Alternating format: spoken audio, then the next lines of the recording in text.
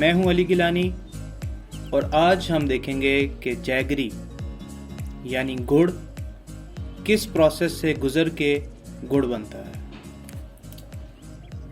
गुड़ बनाने के प्रोसेस के लिए सबसे अहम चीज़ गन्ना यानी शुगर कैन, और इसके लिए हम खेत में जाएंगे और वहाँ जाकर जितनी हमें रिक्वायरमेंट है, जितना हमने गुड़ बनाना है, उस हिसाब से हम गन्ने काट लेंगे। गन्ने की फसल को बिल्कुल ज़मीन के साथ से काटा जाता है, लेकिन जड़ से उखाड़ा नहीं जाता।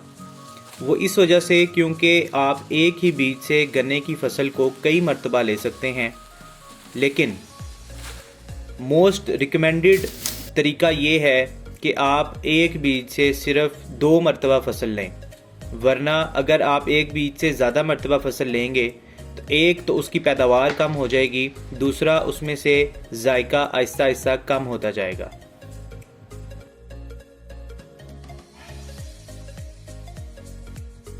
गन्नों को काटने और उनको साफ़ करने के अमल को पंजाबी में कहते हैं छेली। छेली का अमल हमारा पूरा हो चुका है, तो अब हमने तूड़ की तरफ जाना है। तूड़ उस जगह को कहते हैं जहाँ पर गुड़ बनता है। गन्नों को तूड़ वाली जगह पर लेके जाने के लिए हम गधा रेड़ी का इस्तेमाल करेंगे।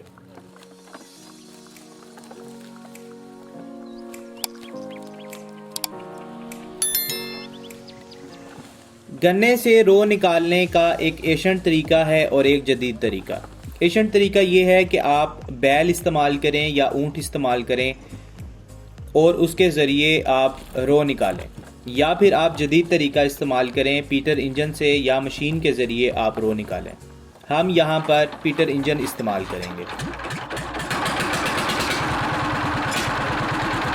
जदीद तरीका इस्तेमाल करने की वजह से बहुत जल्दी हम सारे गन्नों का रो निकालने में कामयाब होंगे।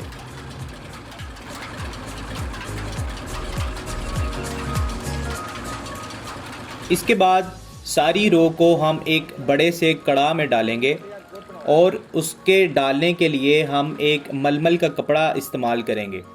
मलमल के कपड़े के अंदर से जितना भी गंद मशीन से गुजरता हुआ रो में शामिल हो गया था, वो साफ़ हो जाएगा।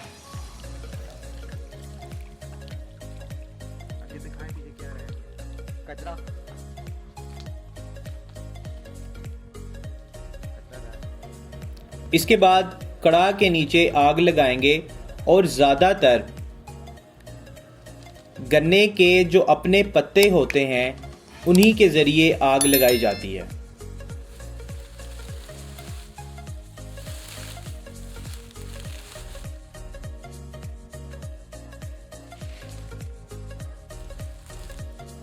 आग इस वक्त काफ़ी तेज़ हो चुकी है और धुआं निकलना शुरू हो गया है और रो अब गर्म हो रही है। गर्म होने के साथ साथ अब रो के ऊपर मैल बनना शुरू हो जाएगी, जो कि उतारी जाती है, और इस मैल को साफ़ करने के लिए सोडे का इस्तेमाल करेंगे, जिससे गुड़ का रंग थोड़ा सा सफ़ेद हो जाएगा। जितना ज़्यादा हम सोडा डालेंगे उतना गुड़ का रंग सफ़ेद होगा, लेकिन बहुत ज़्यादा सोडा डालने से कलर तो सफ़ेद हो जाता है, लेकिन टेस्ट जायका ख़राब हो जाता है।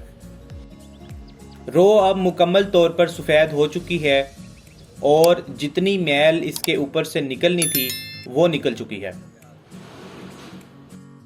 अब कुछ देर के बाद इसका सारा पानी खुश्क हो जाएगा और ये गुड़ बनने के लिए बिल्कुल तैयार हो जाएगा। आप इससे 2 प्रोडक्ट ले सकते हैं जो कि मेरी नॉलेज में है। हो सकता है इससे ज़्यादा प्रोडक्ट भी आप इससे ले सकते हो। एक तो आप इससे गुड़ बना सकते हैं और एक इससे शक्कर बना सकते हैं। गुड़ के भी 2 तरीके हैं। एक आप उसको मुट्ठी में बंद करके पिन्नी की शक्ल दे लेंगे, बॉल की शक्ल दे लेंगे, या फिर आप उसको सांचे में डालकर उसकी बर्फ़ी बना लेंगे, और हम यहाँ पर बर्फ़ी ही बनाएंगे।